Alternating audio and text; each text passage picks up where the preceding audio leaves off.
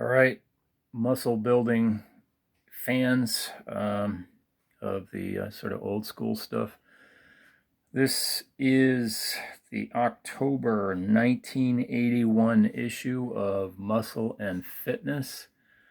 It has a bunch of pictures of Arnold on the cover doing some shots from his Conan original, the first Conan the Barbarian.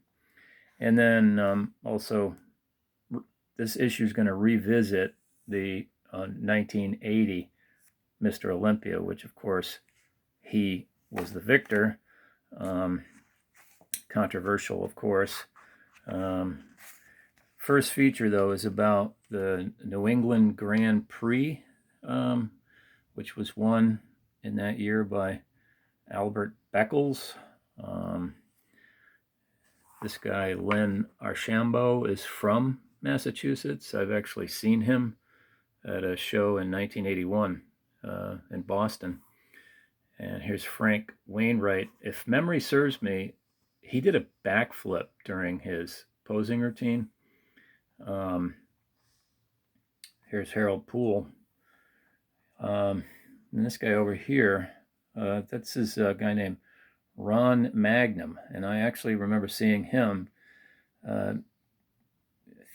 competing in either Massachusetts or New Hampshire, but I'm pretty sure I saw him guest posing in New Hampshire one year, probably, I want to say 1979 maybe, maybe 1980, but he had an interesting back lat spread where he would spread one lat a little bit and then the other a little more, and then the other one. He'd kind of go back and forth about 2 or 3 times, and it looked like his back would just keep getting wider and wider, which is kind of cool. Back when posing mattered. Carlos Rodriguez. Here's, of course, Chris Dickerson, Samir Banu. This guy, Greg DeFaro. They called him Rocky because he resembled Sylvester Stallone. Of course, here's Boyer Coe. Hubert Metz from Germany. Here's a guy named Ron Coons. Johnny Fuller. And there's Ray Menser. Over on this page is another show, probably the one right after that, the New York Pro. And Chris Dickerson apparently won that one. Here's again Carlos Rodriguez, Harold Poole. There's DeFaro and Harold Poole. Here's, pretty sure that's Ray Menser, Johnny Fuller. There's Albert Beckles. Guy had some freaking amazing conditioning. Frank Wainwright again. Samir, looking really classic. It's a really good shot of Boyer Coe right there. And there's Greg DeFaro again. I actually saw him too in Columbus in 1979. This guy here's Rod Coots again. So anyways, there's more advertising of almost exclusively nothing but Weider's products.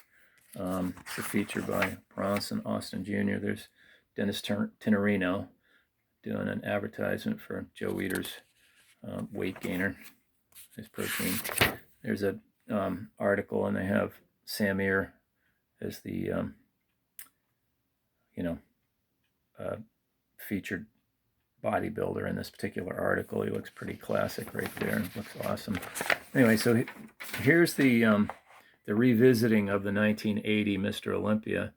It's a long way from to the Brooklyn Academy of Music, Sydney Opera House. Yeah. Anyway, of course, there's Joe and Arnold. Joe Weider's, probably a little concerned about the controversy of the outcome of that show. But, it is what it is. It's history at this point. Yes, Arnold was not at his best, but there's, of course, the argument that, even if he wasn't, he was still good enough to win. And, of course, there's plenty of arguing one way or the other. But so here's Arnold, Mike Menser, Frank Zane, Dennis Tenorino. So here's the pose down. Back then, everybody stayed in the line where they were assigned their position. So there's Boyer Coe, Arnold, Roger Walker, um, Roy Callender, I think, and Mike Menser, Frank Zane, and Chris Dickerson. Yeah, so that is Roy Callender. And here they are from the back. And, a little bit like, well, yeah, same order, actually going the other way. Here's an interesting shot from behind. There's Arnold and Roger Walker and Boyer Coe, and then there's Roy Callender standing in the back line as they were comparing those three. Look at those friggin' traps, man. There's Franco.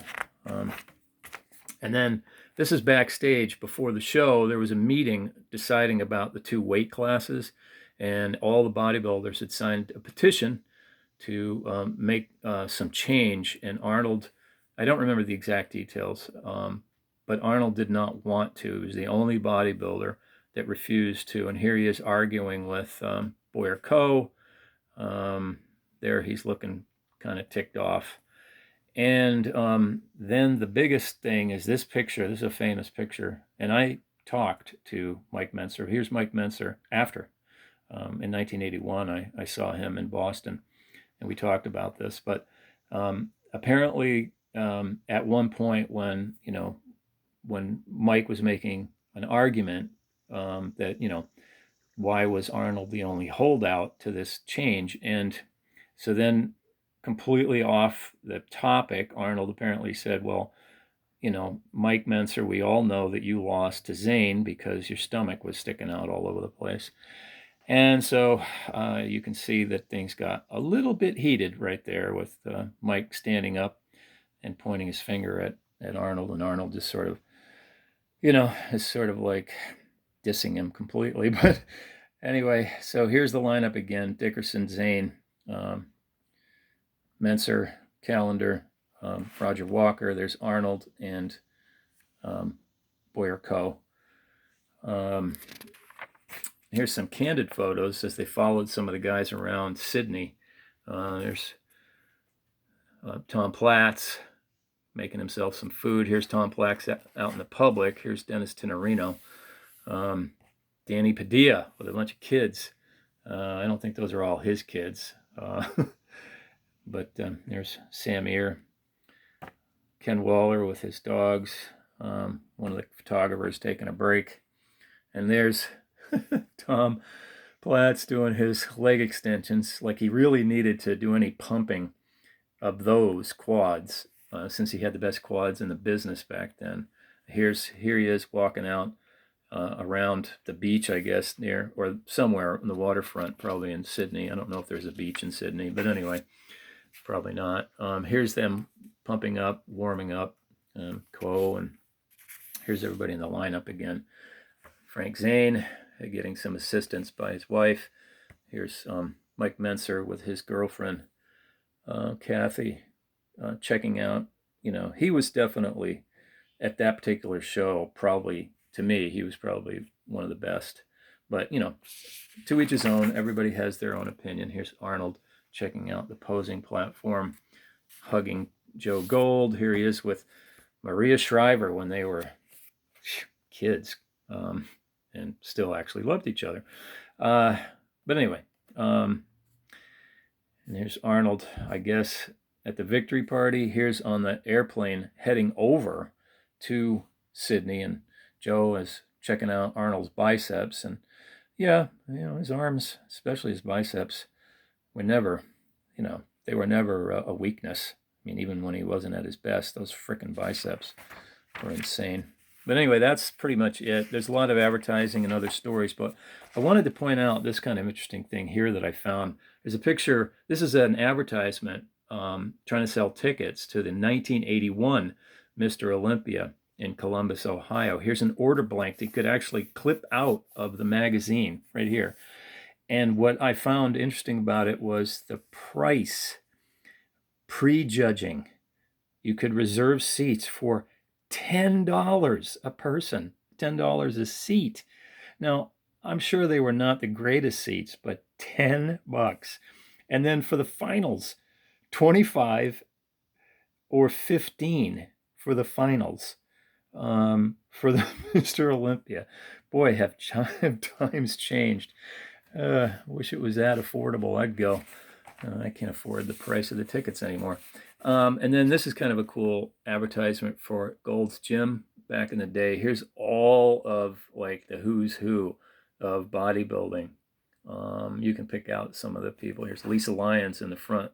She was the first woman to ever pose on stage. It was more of an exhibition. And of course, there's Lou, Mike, and Ray Menser. Here's Andreas Colling, Ken Waller.